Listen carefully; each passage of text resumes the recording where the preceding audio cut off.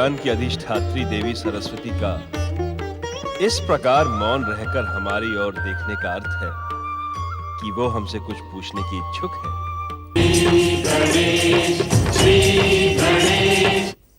मैं अधर्म का अंत कर धर्म का संस्थापन कराने वाली भक्ति हूँ। मैं प्राणी मात्र को धर्म पथ पर चलने की प्रेरणा प्रदान करने वाली पूजा हूँ। इंद्र की दुर्दशा देखकर दिति का अहंकार संतुष्ट होता है। देवर्षि नारद के कथनानुसार हिमालय राज ने देवी पार्वती के विवाह के लिए महादेव की शरण में जाना स्वीकार किया। हिमालय पर्वत के एक शिखर पर महादेव ध्यान मुद्रा में ध्यानस्थ है।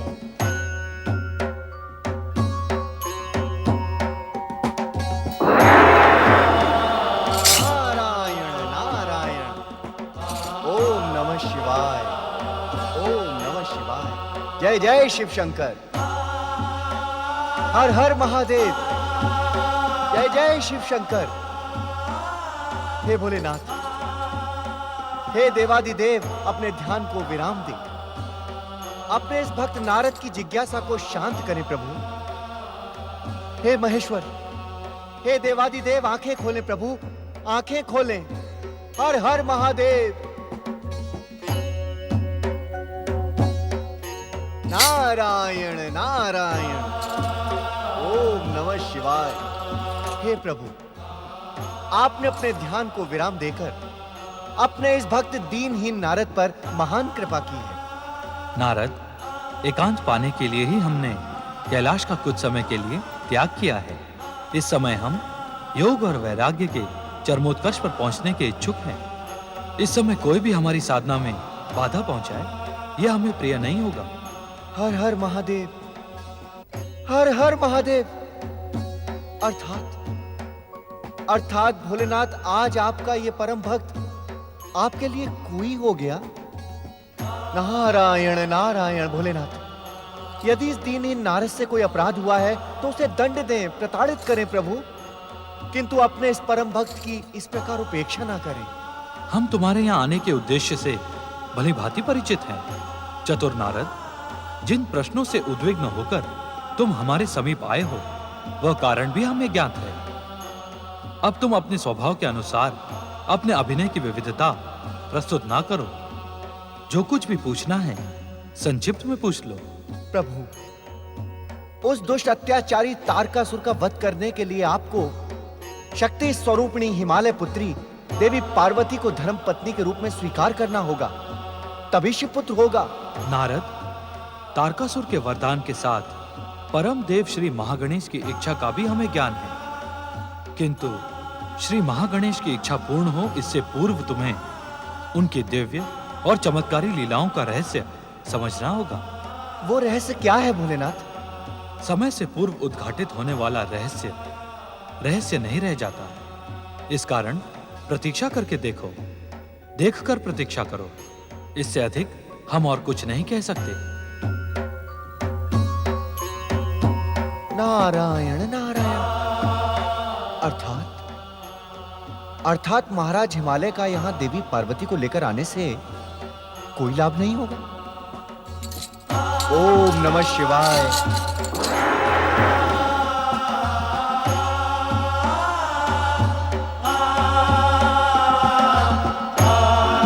देवर्षि नारद के प्रश्न में ही उनका उत्तर छिपा हुआ था। जब हिमालय राज और महारानी मैना राजकुमारी पार्वती का विवाह प्रस्ताव लेकर महादेव के समीप पहुंचे, तो वैराग्य में लीन होने के कारण महादेव ने विवाह प्रस्ताव को अस्वीकार कर दिया। इस नई स्थिति से उद्विग्न देवताओं ने ब्रह्मदेव के मानस पुत्र कामदेव को भोलेनाथ के मन में प्रेम और काम भावना जगाने के लिए भेजा। कामदेव के पुष्पवान से प्रणव भाव जगने के स्थान पर महादेव का क्रोध जाग उठा। कामदेव!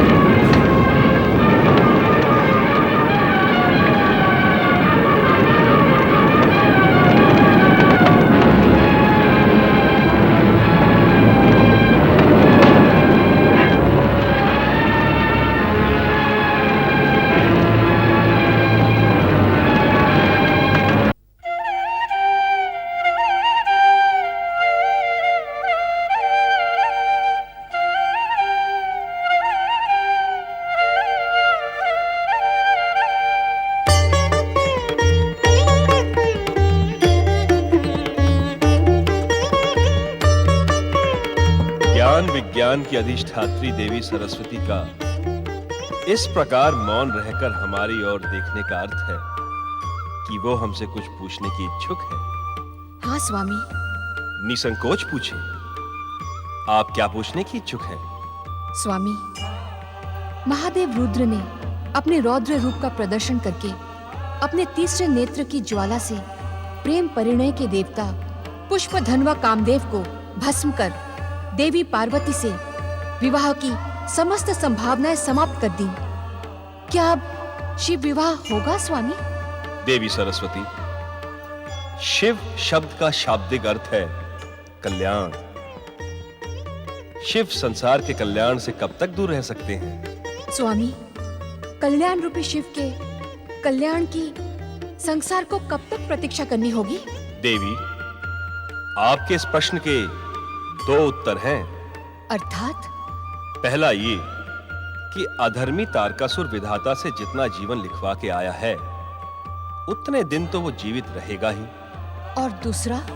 दूसरे का उत्तर आप भलीभांति जानती हैं। तनिक बताएं, शिव और शक्ति एक दूसरे से कब तक अलग रह सकते हैं? ये तो मुझे ज्ञात है स्वामी, किंतु यदि शिव के हृदय से वैराग्य विलीन होकर अनुराग प्रकट नहीं हुआ तो वे शक्ति स्वरूपा देवी पार्वती को अपनी पत्नी कैसे स्वीकार करेंगे?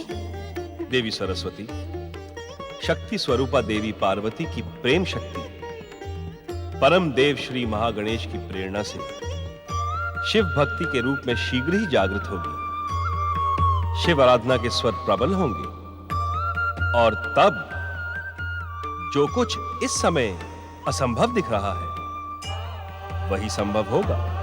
अर्थात तभी संसार के कल्याण का कार्य प्रारंभ होगा? हाँ देवी, इस कारण इस विषय पर चिंता करने की कोई आवश्यकता नहीं है।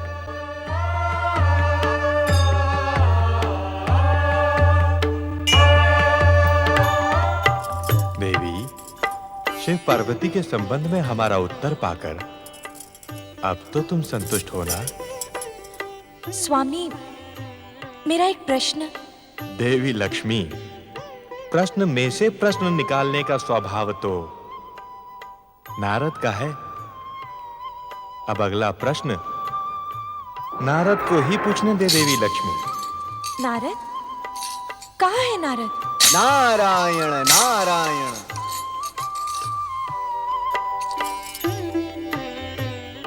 नारद, क्या तुम अदृश्य होकर स्वामी और मेरी बातें सुन रहे थे? माता, जब इतने कठिन प्रश्नों का उत्तर बिना पूछे ही मिल रहा हो तो इस जिज्ञासु नारद का अदृश्य रहना ही स्वाभाविक है। तो क्या मेरा अगला प्रश्न आप पूछेंगे देवर्षि? देवर्षि? नहीं माता, नहीं। आपके लिए तो ये भगवत भक्त नारद ही है। एक साथ कई प्रश्नों के उत्तर को पाने के चक्कर में भूमिका न बनाओ नारद। तुम्हारा प्रश्न हमें ज्ञात है। नारायण नारायण। तब तो आप इसका शीघ्र ही समाधान करें श्रीहरि। तुम परम देव श्री महागणेश से अपने प्रश्नों का समाधान पाकर आ रहे हो नारद, परंतु तुम्हारे मन की दुविधा और संदेह अब भी दूर नहीं हुए। हाँ प्रभु, इसी कारण तो आपका ये भक्त नारद आपकी सेवा में उपस्थित हुआ है। नारद, परमदेव श्री महागणेश का हर कथन सत्यता का प्रमाण है। शीघ्र ही शक्ति स्वरूपा देवी पार्वती की अखंड शिवाराधना प्रारंभ होगी और श्री महागणेश स्वयं उस तपस्या की सफलता सुनिश्चित करेंगे। प्रभु, किंतु मेरा प्रश्न भी परमदेव श्री महागणेश के विषय में ही है। अधीरता आपको शोभा नहीं देती देवर्षि। जैसा कि श्री महागणेश ने कहा है, धैर्य धारण करें। उसके पश्चात आपके हर प्रश्न का समाधान स्वयं हो जाएगा। ओम नमः शिवाय। ओम नमः शिवाय। ओम नमः शिवाय। ओम महागणेशाय नमः। ओम महागणेशाय नमः। ओम महागणेशाय महागणेशाय नमः। ओम नमः शिवाय। ओम महागणेशाय नमः। ओम महागणेशाय नमः। ओम नमः शिवाय। ओम महागणेशाय नमः। ओम महागणेशाय नमः। ओम नमः शिवाय। हे शक्ति स्वरूपा मां जगदम्बा,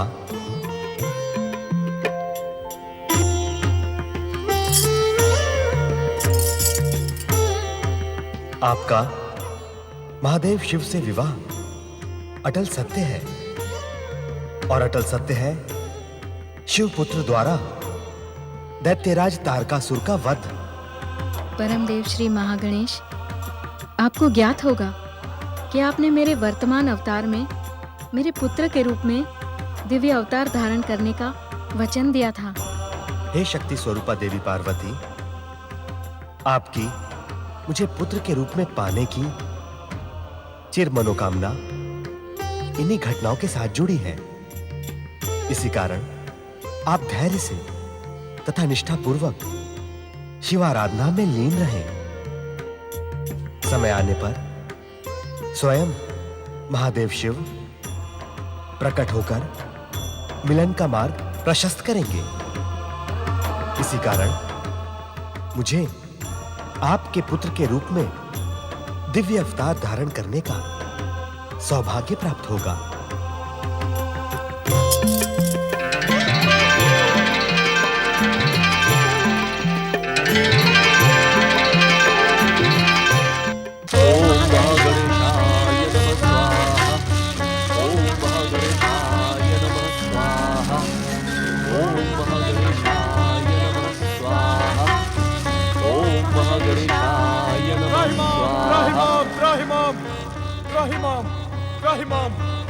त्राहिमाम पिताश्री, त्राहिमाम पिताश्री, त्राहिमाम। धैर्य पुत्र धैर्य। धैर्य जीवन की बहुमूल्य उपलब्धि और उत्तेजना प्राणी के विवेक को नष्ट कर देती है पुत्र। अनर्थ हो गया पिताश्री, अनर्थ। अब धैर्य की कोई संभावना नहीं। देवताओं के लिए भविष्य के समस्त मार्ग बंद हो गए हैं। पुत्र इंद्र, जब समस्त मार्ग बंद हो जाए तब मात्र एक मार्ग खुला रहता है। कौन सा मार्ग पिताश्री? मेरे आराध्य परम देव विघ्नहर्ता श्री महागणेश की कृपा का मार्ग पुत्र। कहते हुए शब्द थरथराते हैं, जिह्वा कांपती है। शब्द ब्रह्मा के उपासक और आपके परम शिष्य मुझ इंद्र की भाषा भी भ्रमित होती है। किंतु यह परम सत्य है पिताश्री कि श्री महागणेश की कृपा का मार्ग भी बंद हो गया है। असंभव इंद्र, असंभव।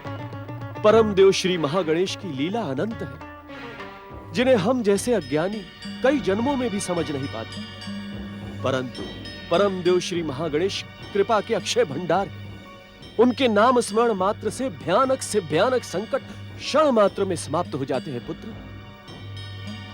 निसंदेह श्री महागणेश कृपा के सागर, करुणा की मूर्ति और भक्त वत्सल हैं।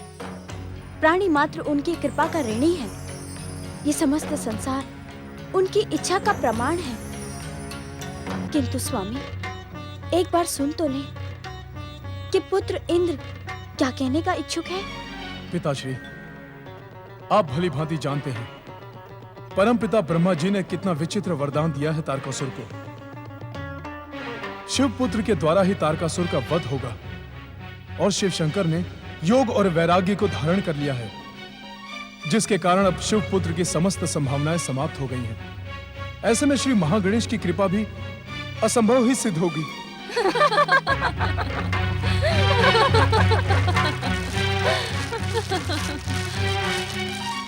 आज जीवन में पहली बार तुम्हारे मुंह से सत्य सुन रही हूँ इंद्र। सत्य, परम सत्य। अब शिवपुत्र की समस्त संभावनाएं समाप्त हो गई हैं।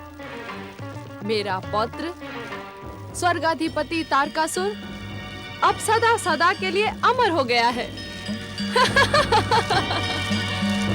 महागणेश तो क्या, अब इस संसार की कोई भी शक्ति तुम दीनहीन देवताओं का तारकासुर की विध्वंसक शक्ति से तारण नहीं कर सकती। हाँ, एक मार्ग है। सब देवता अपनी दुष्टता छोड़कर मेरे पौत्र तारकासुर की शरण में चले जाओ। वो शरणागत वत्सल है, तुम्हें अवश्य अभयदान मिलेगा, अवश्य मिलेगा अभयदान। दीदी, तुम्हारा ये अहंकार अनुचित है। तुम्हारा अहंकार ही तारकासुर के सर्वनाश का कारण बनेगा दीदी। हाँ। पाखंडी ऋषि, क्या तुम इस सत्य से अपरिचित हो कि अहंकार तो वही करेगा जिसके साथ अहंकार करने योग्य विध्वंसक और मारक शक्तियां होंगी। हाँ। पुत्र इंद्र, परम देव श्री महागणेश की महाकृपा पर पूर्ण विश्वास रखो। उनकी इच्छा मात्र से ये संसार प्रकट हुआ है। वो देवताओं का उद्धार अवश्य करेंगे पुत्र। देवताओं का उद्धार? हाँ। अरे पाखंडी, इन देवताओं ने शिव पार्वती के विवाह के अनेक असफल प्रयास करके देख लिए। अभागा कामदेव इनकी दुष्टता की बलि चढ़ गया। रुद्र के रौद्र से क्षण मात्र में भस्म हो गया। क्या अब भी इन देवताओं के उद्धार की संभावना शेष है? कैलाशपति शिवशंकर तो दैत्यों के आराध्य हैं। वे दैत्यों के विनाश को कदापि प्रोत्साहन नहीं देंगे। मेरा पुत्र स्वर्गाधिपति दैत्यराज तारकासुर अब सदा सदा स्वर्गाधिपति रहेगा।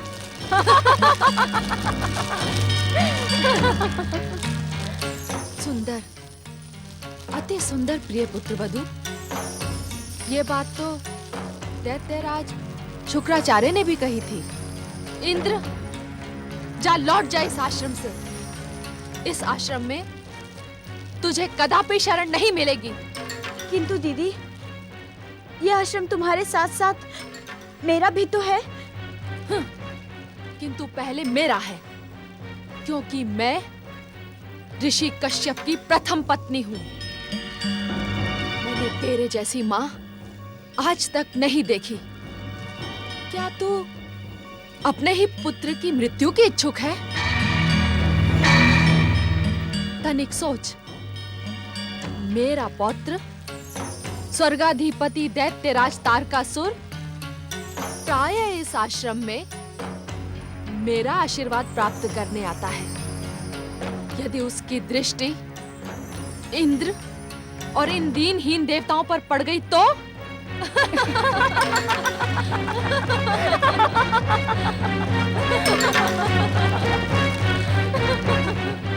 देखो प्रिय पुत्र वधू, कैसे भीरू इंद्र भाग रहा है।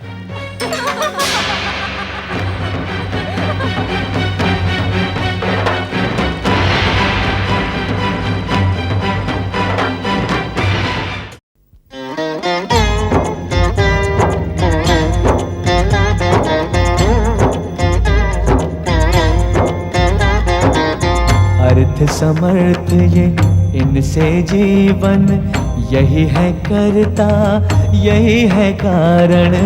अर्थ समर्थ ये इनसे जीवन, यही है करता यही है कारण। सारे जगत के भाग्य विधाता, दुख हरता ये है सुखदाता। श्री गणेश, श्री गणेश, श्री गणेश।